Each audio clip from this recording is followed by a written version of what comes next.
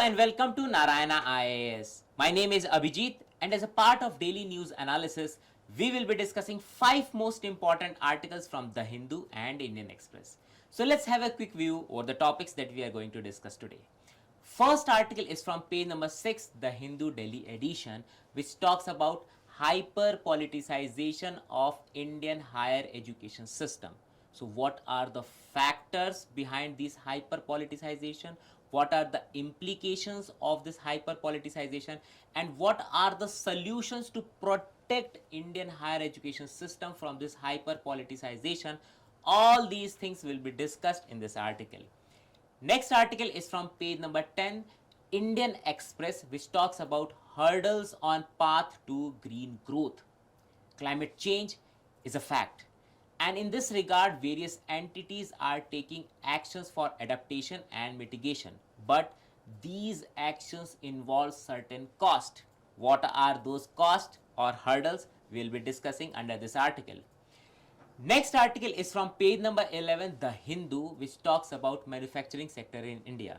Our finance minister has expressed her views on manufacturing sector in India. In this article, we'll be discussing her views, and beyond this article, we'll also discussing various important informations which are associated with manufacturing sector in India, which are important for our prelims examination. Next article is from page number 11, again The Hindu, which talks about asset reconstruction firms. We'll be discussing its functions and various problems associated with asset reconstruction firms in India. Next article is from page number 11, which talks about ONDC, that is Open Network Digital Commerce. This is a good model or good concept associated with decentralization of e-commerce activities in India, and this is also a section 8, that is not for profit company established by government of India. So we'll be discussing ONDC in totality under this article, and after discussing all these important articles, we'll be solving some prelims and mains related questions. So let's start our session. So the first article for today's discussion is the hyper politicization of Indian higher education. The Supreme Court of India once said, any form of unfreedom is anathema to our constitution, which means that freedom is very much important for us. And the very essence of this freedom is academic freedom. Why? Because this academic freedom is necessary to cultivate and ensure a society which is based on reason and free inquiry. And this has been recognized in our culture as well. For example, there's a Sanskrit slok which says, Nachaure Nacharajya Na Bhratribhradyam Nachabharakari, which means that this education cannot be steal. This education cannot be snatched away from by the state. This education cannot be divided among brothers. And this education is so light that anybody can handle. This shows the importance of education and the importance of autonomy of education and educational institution. But currently, our Indian higher education system is marred by one problem that is known as hyper politicization. This article is discussing about this hyper politicization of Indian education system. This article is important because this article is discussing about higher education, which is very much important for our society, its academic freedom or the status of academic freedom, and the biggest hurdle is hyper politicization. If we can map under GS paper 2 education. And let's have a look over the importance of this whole issue with the help of previous year question. In 2015, UPSC asked about the quality of higher education in India. And you can expect such type of question in future as well. What is the context? This article or the author is arguing that Indian educational institutions are adhering to international norms of academic freedom. Yet, the universities or the higher education system while often mired in bureaucracy and occasionally faced allegations of political interference, and specifically in the recruitment of faculty members. Though there is a freedom, relative autonomy when it came to the promotion of existing faculties, but the recruitment process is specifically politicized, right? So let's have a quick view over the historical context of Indian higher education system and how it is getting influenced by politics. So you may have witnessed or observed that the educational institutions in your city, in your district, is often held by or controlled by the politicians. So the politicians are the people who are holding the control over the educational institution. They are creating, they are promoter, they are establishing the educational institution, whether it's primary educational institution or secondary or higher educational institutions. For example, engineering colleges, medical colleges are often started by politicians. Not just that, not just the private educational institution, but also the institutions which are government supported or government backed institutions. They are often placed in the politically advantageous locations. So across the states in India, you'll see the most important engineering and medical colleges are often started or established in the constituencies of CMs or some important ministers. These institutions are catering to the socio-cultural demands of their electorate, their people, or the people of their constituencies. Not only this, the name or the renaming of these educational institutions are often influenced by politics. The academic freedom norms are not always followed, and the academic appointments, which is the biggest element to ensure the academic freedom, is often influenced by the politics. But it would be very unjust to say that our academic freedom is always being controlled or neglected. There are certain elements. Our educational institutions are adhering to some academic freedom. For example, Indian higher education, especially universities, generally adhere to international norms of academic freedom. Professors could teach without fear of discipline or termination for their views, and this is the biggest, uh, I would say, one of the biggest element to ensure the academic freedom. They were able to conduct research public freely and speak in public forums, right? This was the background or the historical background of academic freedom in India. The universities enjoyed relative autonomy in faculty promotions despite occasional political interference. So, but before all these things, what is academic freedom? This academic freedom in general refers to scholars' freedom to express ideas without risk of official interference or professional disadvantage, right? So, what is the current status of academic freedom? The Academic Freedom Index, published by Global Public Policy Institute, assesses academic freedom globally using 8 components. The index scores countries from 0 to 1, excluding data for 35 nations. 0 will be the lowest, 1 will be the highest. Uruguay and Portugal top the list. India's score is 0.352, which is very low, reflecting a significant decline due to political tensions affecting institutional autonomy and academic freedom. So we are performing very badly on this parameter, which is governing this academic freedom. There is also threat to academic freedom. For example, Indian higher education system has become fundamentally politicized. This trend is a danger to academic institution, the academic profession, and intellectual life. This politicization is a part of broader illiberal trends in the society, and India is not alone in this development. Various other countries are being or are facing such type of problems. These global academic partners may notice this deterioration affecting India's goal to join top global higher education ranks. There are certain attacks on academic freedom, and there is a student involvement in the politicization. How? So if we consider attacks on academic freedom, there are self censorship. People are doing, or people are uh, accepting this self censorship, publishing or expressing their own views. This common in social sciences and humanities. Senior academicians or senior academics are afraid to publish their controversial works. Why controversial? It can be problematic with state authorities, it can be, or it can create issues with political parties or certain ideologies, or if at all some works are against the working of media, or assessing or evaluating critically the functioning of media, it becomes controversial work, and people are self restraining, self censorshiping their works.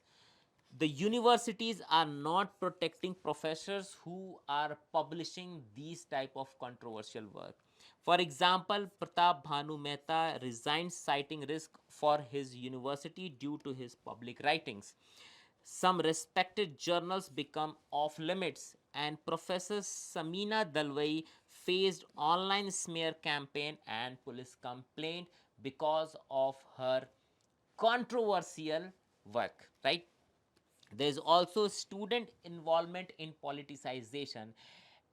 It will be unjust to say that a student uh, should be outside of this political environment, but too much politicization of students in uh, universities, higher educational institution is bad. How? For example, TIS suspended PhD student because it was alleged in anti-national activities. Progressive Students Forum claimed suspension due to protest against central government policies. So these are the examples which shows that our campuses are being politicized, or this politicization is increasing day by day. The rightist student organizations are more active at traditionally leftist universities, and this is creating friction among left and right wings, right? There are certain incidences in which the students are reporting professors disagreeing with class content, leading to disciplinary actions against the students. So these were the some of the problems or threats which are against the academic freedom. So what are the implications of these threats to the academic freedom? First, these trends are dangerous for Indian higher education and civic life. An independent and free academic sector is crucial for any society. The academic profession must engage in unfettered research, publishing, and speaking out in their expertise or expertise area. Academic freedom and autonomy are prerequisite for building world class universities and engaging with top global universities. You may have often observed that this academic freedom is directly associated with democracy.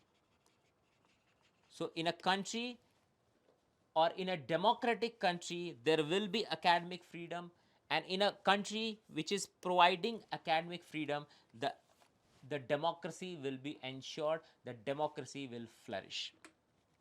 So what are the solution is in the NEP, New Education Policy 2020, and there are certain other solutions as well. For example, this NEP 2020 was supporting or is supporting creativity and critical thinking, which is emphasized in NEP 2020. This NEP 2020 is also promoting higher education autonomy. The administration handed over to board of academicians. There's also provision of National Research Foundation, which is governed independently by a board of governors, which provides merit based, peer reviewed research funding. This NEP 2020 is supporting for the selection of vice chancellor or VCs through a transparent and objective processes. It is also supporting for the amendment of UGC Act 1956 to provide legislative backing to regulatory structure. It is also envisaging restructuring of higher education regulators with effective coordination among UGC, AICTE, NCT, etc. This is also demanding for freedom from interference, education system free from political or external interference. This NEP is also asking for de-bureaucratization of education system. This governance power should be given to the academicians. This NEP is also envisaging faculty freedom, which design curricular and pedagogical approach. Their pedagogical approach should be free from any political interference. The selection of textbook by the academicians, the assessment by the academicians, assignment and the reading material should be given by the academician solely. And there should be a link to UGCs or university grants to the performance of or the educational performance of the educational institution and not on the basis of political ideology or affiliations. Next article is hurdles on path to green. This green represent green growth. There's a Marxist conception and it's accepted in academic field. At a particular point of time in history, there is a source of energy. Why we need source of energy? Human need energy so that they can fulfill their needs, so that they can perform their functions, right? So we need source of energy, we need energy. To harness this source of energy, we need technology, and every technology is associated with a particular source of energy. On top of this source of energy, our population thrives, and within or after a particular point of time, the population gets increased or the demand from the population gets increased, and now this increased demand of the population are not being fulfilled by this particular source of energy, for which we need to discover a new source of energy. And to harness this new source of energy, we need new technology, right? And therefore, there is a need to shift from old technology to new technology, right? And this we have seen recently. For example, earlier we were dependent upon conventional source of energy, to which we need or we needed some particular form of technology.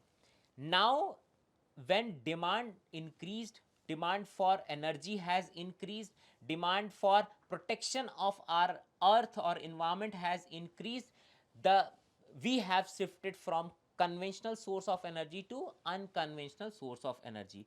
To harness this unconventional source of energy, we need to develop new technology, new efficient technologies, right? This article is discussing that to make this shift, we need government support.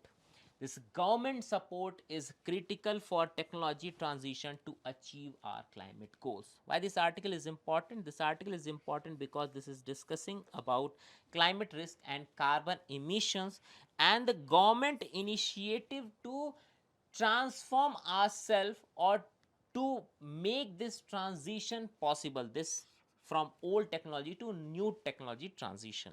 If we map, we can map under GS paper 3 sustainable development. Let's have a quick view over the previous year question, which shows the significance of this whole issue. In 2021, UPSC asked this question, which was associated with Green Grid Initiative launched at World Leader Summit of the COP26 UN Climate Change Conference in Glasgow. Right? What is the context? Context is climate change is a fact. We have to go to another source of energy, more green sources of energy, to which we need to develop certain technologies.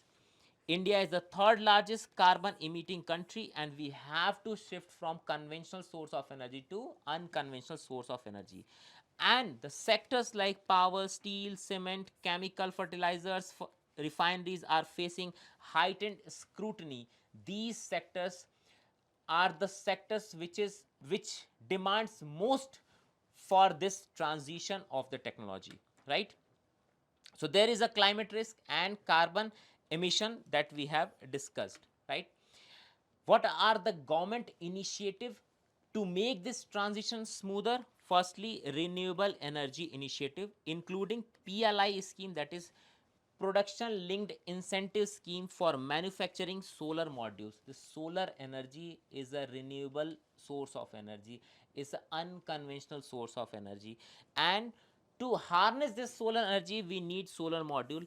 And to manufacture this solar module in India, government is supporting with the help of PLI scheme. If a company is manufacturing in India and this manufacturing is increasing day by day or quarter by quarter or year by year, government is giving monetary or tax related incentives under this PLI scheme.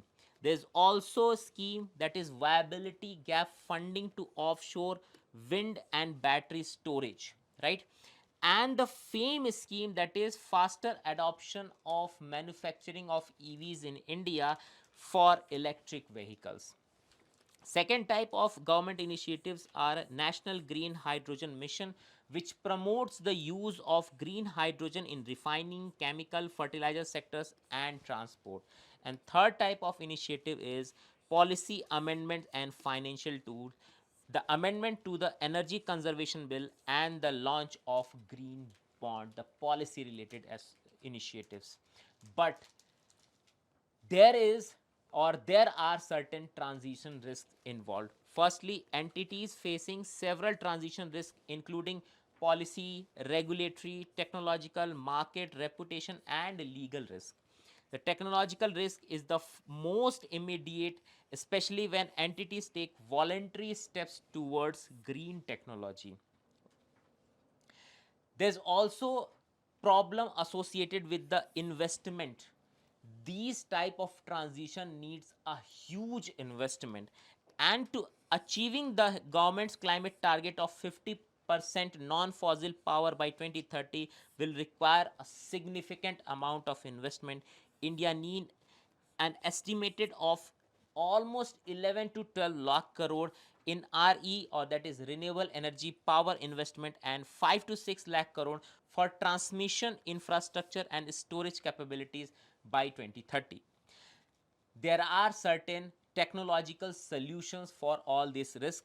For example, we can adopt hybrid renewable energy products or projects with combination of wind and solar with energy storage system to ensure round the clock supply, with carbon capture, utilization and storage, which is essential for sectors like steel and cement to reduce emissions.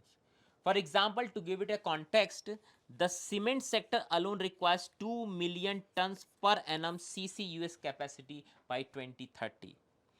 But even after this technological solution, there are certain industry specific challenges that we need to cater. For example, for cement sector, which is highly resource and energy intensive, releasing an equivalent amount of CO2 per ton of cement produced, CCUS can reduce only 60 to 70% of emission. So that is why we need government support in this cement sector so that it can make this transition possible.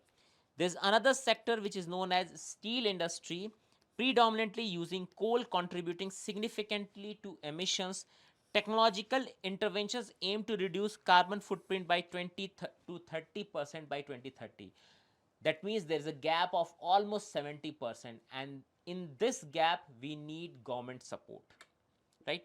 So we need support for this technological transition. The government support is crucial for hastening technology transition in hard to abate sector, for example cement and steel sector. The support could include policy interventions, subsidies, duty exemption, tax benefits, potentially forming part of the policy agenda post elections. And this is the major point raised by this article. Next article is manufacturing in India needs more sophistication, said by finance minister. Manufacturing in any society is very important because of three basic reasons. Firstly, it fulfills the demand of the people. How? It gives, for example, it gives consumable goods. Secondly, it reduces the dependency over foreign countries, right? So if you are making or if you are manufacturing mobile in your own country, you will not be dependent on the China. And thirdly, it involves a very huge or large chunk of population workforce. So it gives work to a large chunk of the population, large chunk of workforce, right? Apart from that, a country is being judged as developed or developing based on the basis of uh, the per capita income, also on the basis of how people are involved in the economic sector. For example, how much people are involved in agriculture, how much people are involved in manufacturing sector, and how much people are involved in services sector. So this development should shift from manual labor to the less manual labor, right? So most manual labor is agriculture, and then least manual labor is in services sector, right? And manufacturing sector is the linkage between this services and the agricultural sector, right? Also, if you want to shift from more manual to less manual labor, you have to absorb labor from agriculture to manufacturing, and then you have to shift it to the services sector. And that is why this manufacturing sector becomes very important. This article is saying that finance minister is urging for more sophistication in manufacturing sector so that we can absorb more people from agriculture to manufacturing. We can produce more goods in our country itself so that we can export rather than import. We can fulfill the demands of the people.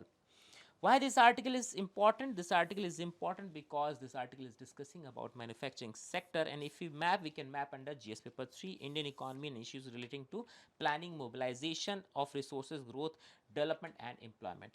Let's see from the eyes of previous year question 2012. UPSC asked about the growth of manufacturing sector in India in its prelims examination. So you can expect such type of factual information related with the manufacturing sector in upcoming UPSC prelims as well. What is the context? Finance Minister on 17th May emphasized the need for greater sophistication in Indian manufacturing. What is this sophistication?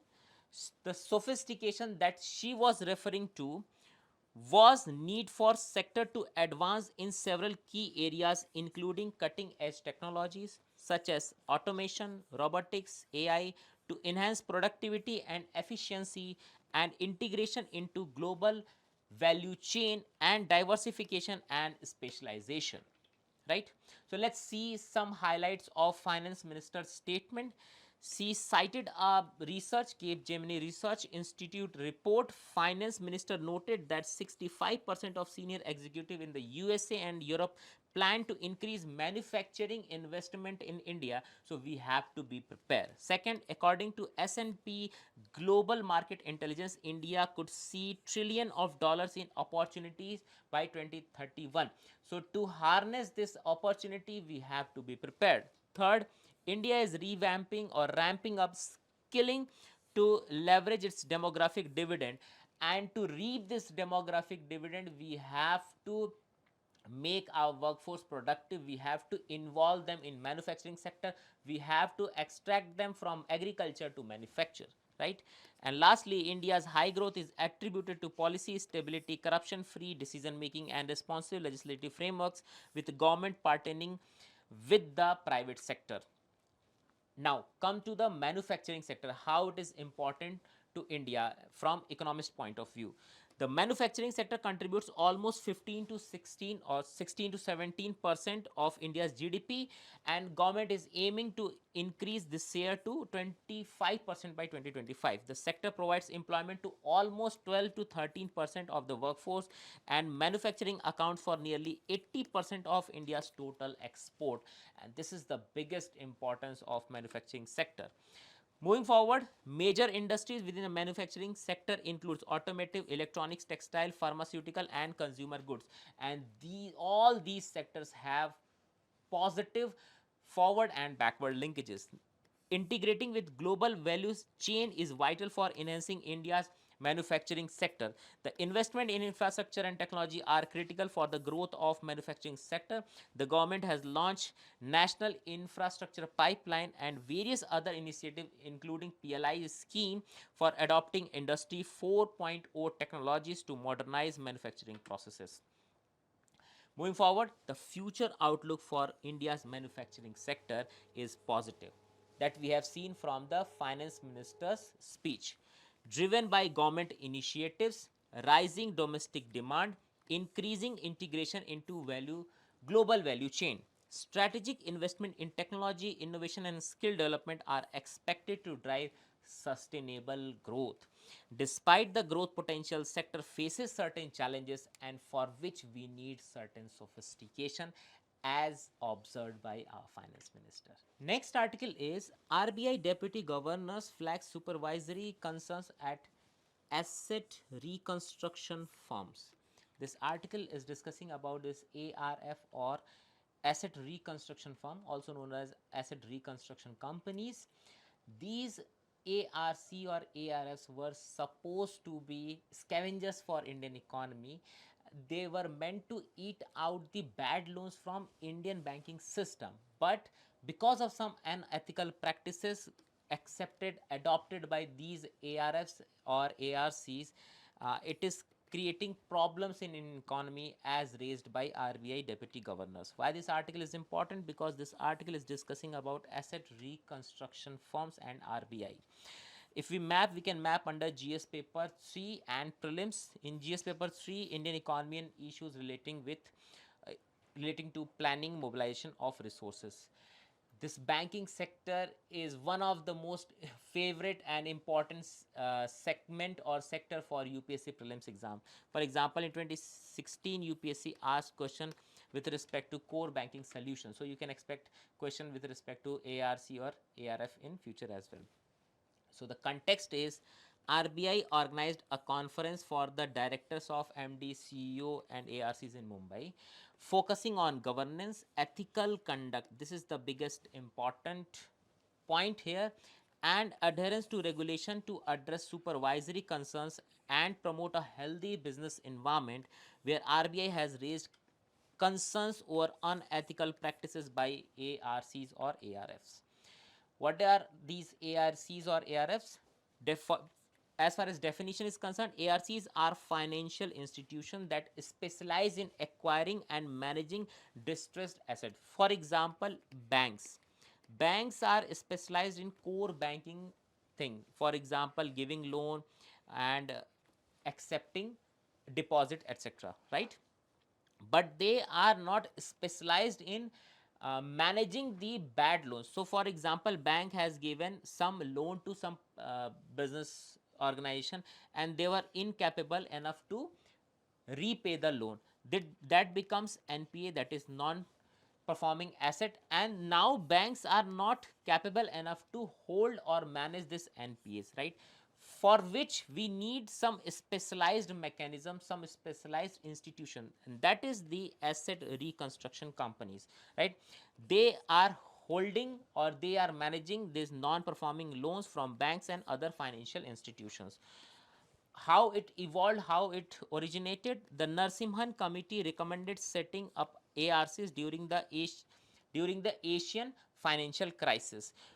It was the time when India had reached its NPAs up to 14.4%. There's a capital requirement to become ARC. For example, minimum net owned fund should be 100 crore and the capital adequacy ratio should be 15% of risk weighted asset to reduce the insolvency risk.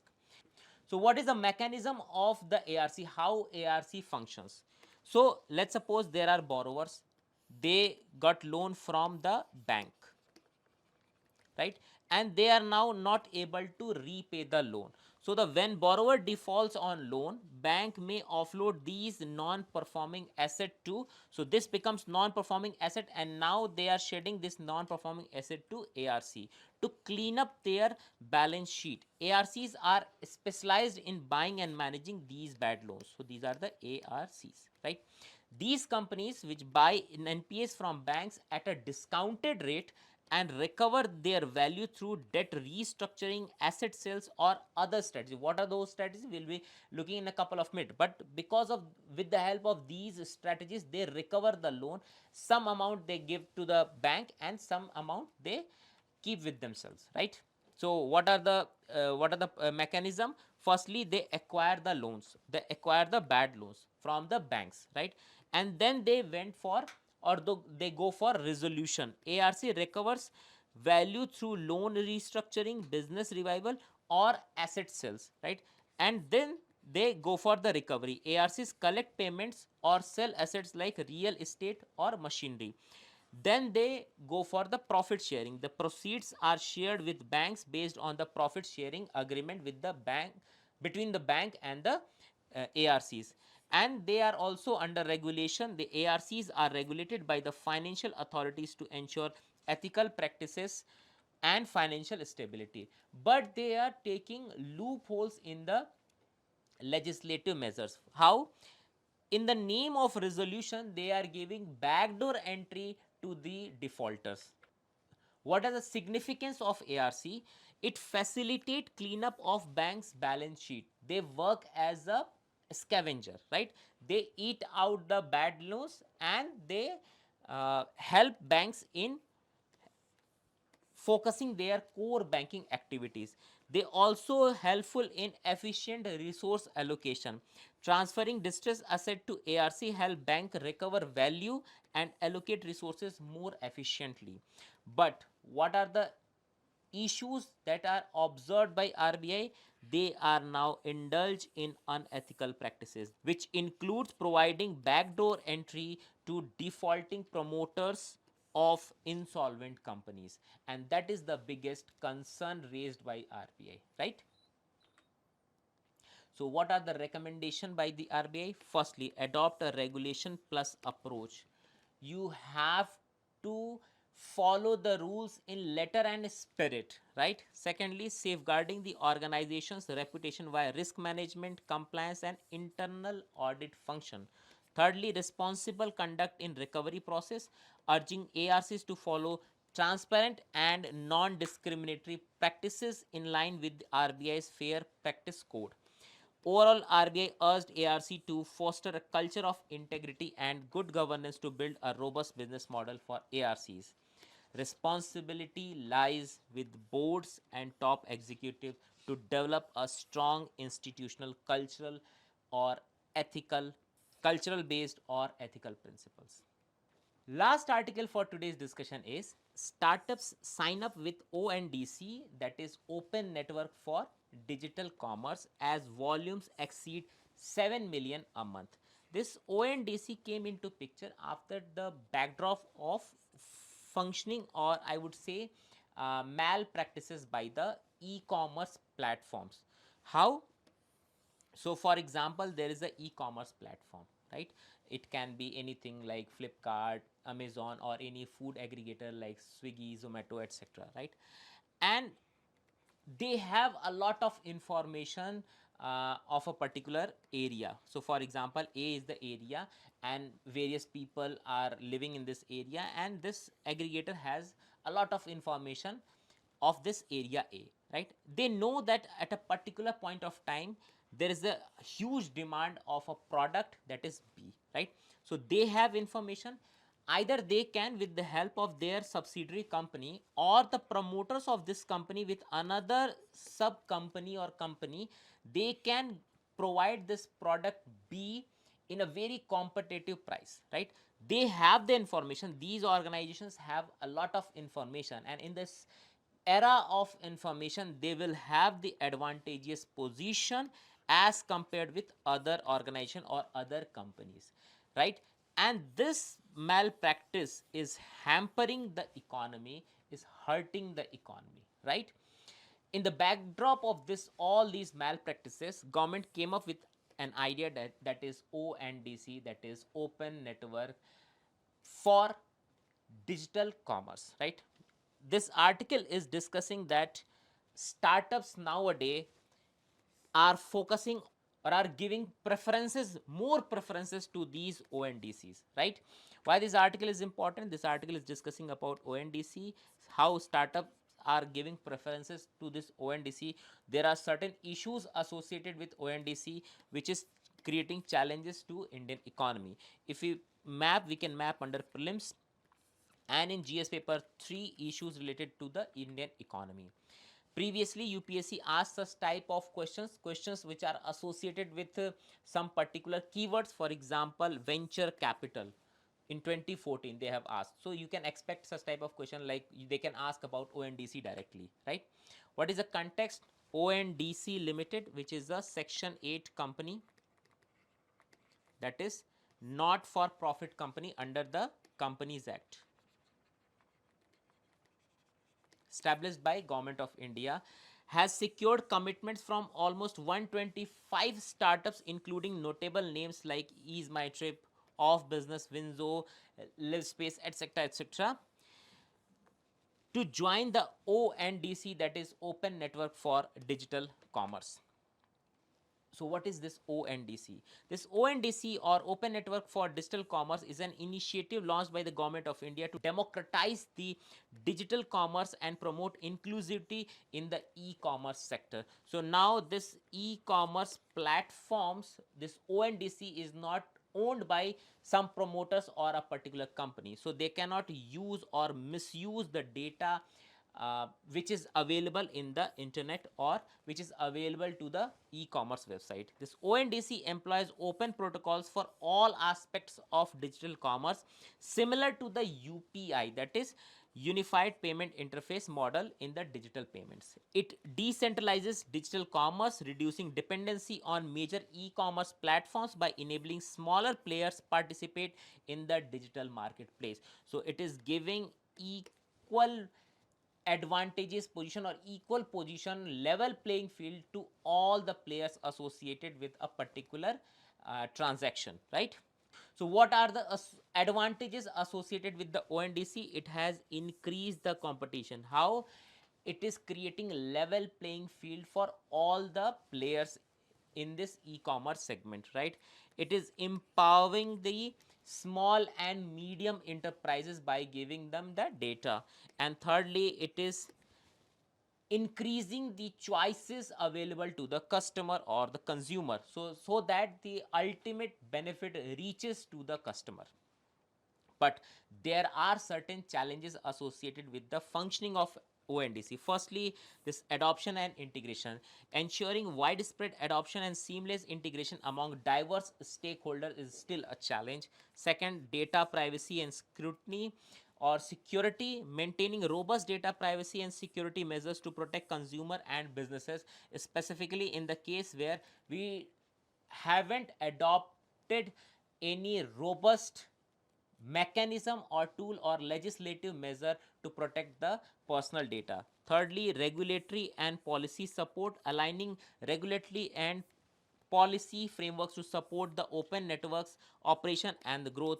And some major ticketing platforms like Book My Show, IRCTC have not joined ONDC, and that is the biggest challenge, because if these big players are not joining the ONDC, it will not be legitimized by these many companies. The impact of ONDC will be very less. Moving forward, ONDC has potential to revolutionize the e-commerce landscape in India by making it more inclusive and competitive, thus driving economic growth and digital empowerment across various sectors. So far we have discussed all the important articles. Let's do some practice question. First question is, which of the following statement about India's manufacturing sector are correct? Manufacturing sector contributes approximately 25% of India's GDP. That is incorrect. It provides employment to around 60 million people, translating to approximately 12 to 13% of the workforce. That is correct. Manufacturing accounts for nearly 80% of the India's total export. That is also correct.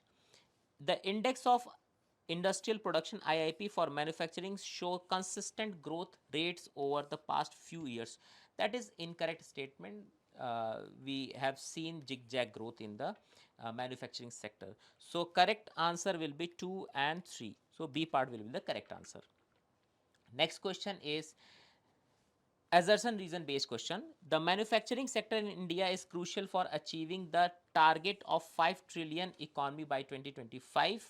Maybe the manufacturing sector in India contributes approximately 25% of GDP and accounts for nearly 80% of India's total export.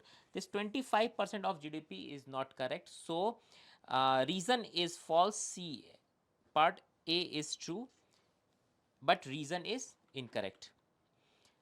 With reference to asset reconstruction companies which were in news recently, consider the following statements. Asset reconstruction companies is a financial institution that is specialized in acquiring and managing distressed assets such as non-performing loans from banks and other financial institutions. That is correct. ARC was set up after the recommendation of Narsimhan Committee 1998 in light of Asian financial crisis where NPA in the country exceeded 14%. That is also correct. So C part will be the correct answer. Consider following statements regarding ONDC. ONDC aims to create a centralized e-commerce platform. That is incorrect. It's a decentralized platform. One of the key features of ONDC is the promotion of interoperability among different e-commerce platforms. That is correct statement. The implementation of ONDC involves the use of open protocols similar to the UPI. That is also correct. So answer will be 2 and 3, B part. Next question is, consider the following statement. India is the 10th largest carbon emitting country in the world. Not 10th, it's the third largest carbon emitting country. The PLI scheme in the renewable energy sector supports the importing of solar modules, not importing, manufacturing India and exporting from India. So this statement is also incorrect. The National Green Hydrogen Mission promotes the use of green hydrogen in refining, chemical, fertilizer sector and transport. That is correct statement.